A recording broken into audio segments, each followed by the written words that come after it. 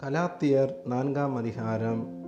பின்னும் நான் சொல்லுகிறதென்னவெனில், சுதந்திரவாளியானவன் எல்லாவற்றிற்கும் எஜமானாயிருந்தும் அவன் சிறு பிள்ளையாய் இருக்கும் காலமளவும் அவனுக்கும் அடிமையானவனுக்கும் வித்தியாசமில்லை. தகப்பன் குறித்த காலம் வரைக்கும் அவன் காரியக்காரருக்கும் வீட்டு விசாரணைக்காரருக்கும் கீழ்ப்பட்டிருக்கிறான்.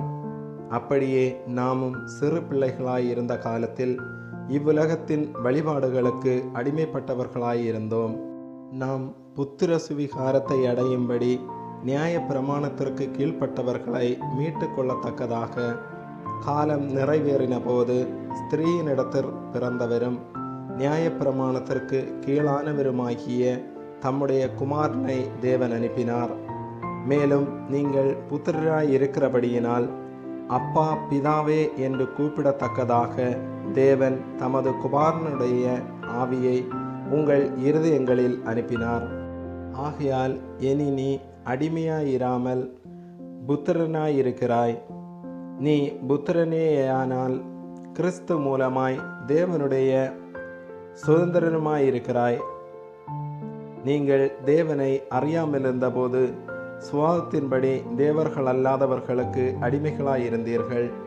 இப்பொழுதோ நீங்கள் தேவனை அறிந்திருக்க அல்லது தேவனாலே அறியப்பட்டிருக்க பலனற்றதும் வெறுமையானதுமான அவ்வழிபாடுகளுக்கு நீங்கள் மறுபடியும் திரும்பி மறுபடியும் அவைகளுக்கு அடிமைப்படும்படி விரும்புகிறதப்படி நாட்களையும் மாதங்களையும் காலங்களையும் வருஷங்களையும் பார்க்கிறீர்களே.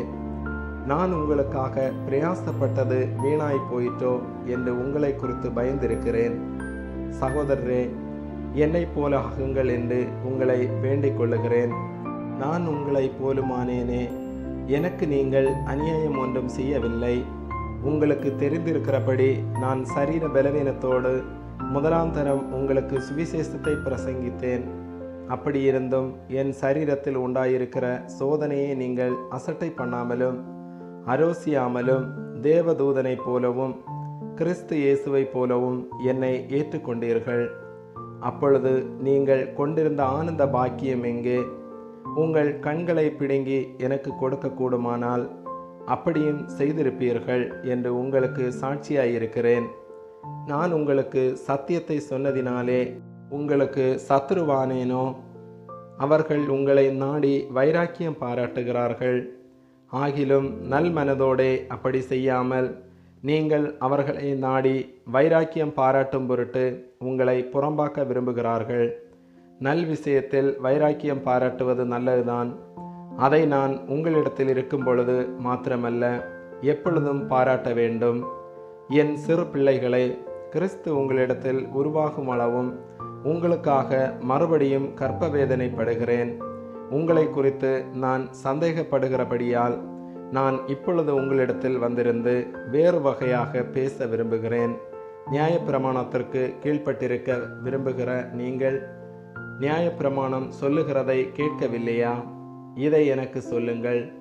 ஆபிரகாமுக்கு 2 குமாரர் இருந்தார்கள் என்று எழுதியிருக்கிறது. ஒருவன் அடிமையானவளிடத்தில் பிறந்தவன், ஒருவன் சுயாதீனமுள்ளவளிடத்தில் பிறந்தவன். அடிமையானவளிடத்தில் பிறந்தவன் மாம்சத்தின்படி பிறந்தான். சுயாதீனமுள்ளவளிடத்தில் பிறந்தவன் வாக்குத்தத்தத்தின்படி பிறந்தான். இவைகள் ஞான அர்த்தமுள்ளவைகள். அந்த ஸ்திரீகள் 2 ஏற்பாடுகளாம்.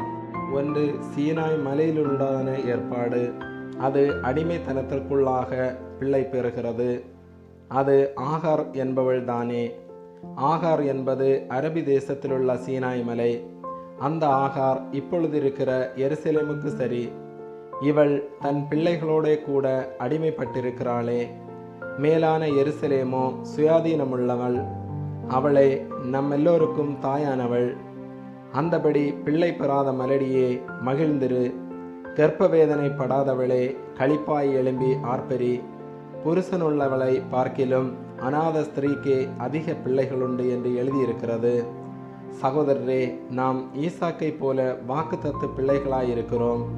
ஆகிலும் மாம்சத்தின்படி பிறந்தவன் ஆவியின்படி பிறந்தவனை அப்பொழுது துன்பப்படுத்தினது போல இப்பொழுதும் நடந்து வருகிறது. அதை குறித்து வேதம் என்ன சொல்லுகிறது? அடிமையானவளின் மகன் சுயாதீனமுள்ளவளுடைய குமாரனோடே சுதந்திரவாளியாய் இருப்பதில்லை. ஆகையால் அடிமையானவளையும் அவளுடைய மகனையும் புறம்பே தள்ளு என்று சொல்லுகிறது. இப்படி இருக்க சகோதரரே, நாம் அடிமையானவளுக்கு பிள்ளைகளாயிராமல் சுயாதீனமுள்ளவளுக்கே பிள்ளைகளாயிருக்கிறோம். ஆமேன்.